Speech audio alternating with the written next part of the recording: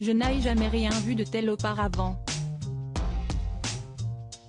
Le roi Charles III fait face à une triste nouvelle, le retour de l'épidémie de grippe aviaire sur ses terres. Selon les informations du Mirror, de ce mercredi 23 novembre, plus de 66 cygnes ont été repêchés dans la Tamise au cours de cette semaine. Un virus qui s'attaque également aux oiseaux royaux protégés.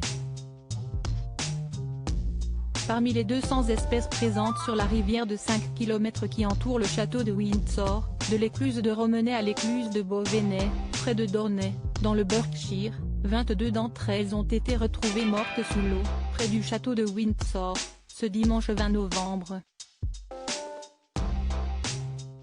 Face à cette découverte, le père des princes William et Harry serait profondément contrarié et bouleversé, rapporte une source proche.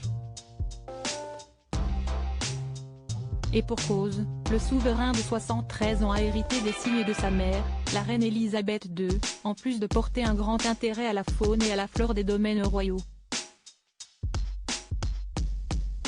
Supérieur à Charles III, roi dandy, l'homme le mieux habillé du monde. L'entourage du roi Charles III effrayé par l'épidémie. Je m'occupe des signes royaux depuis 30 ans sous le château et je n'ai jamais rien vu de tel auparavant, déplore Wendy Hermon, 54 ans, responsable de l'organisation caritative Swan Support.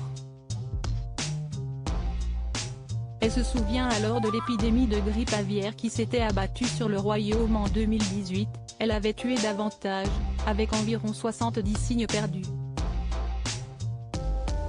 C'était sur environ un mois, mais cette fois-ci, il meurt si vite, qu'il meurt littéralement sous vos yeux.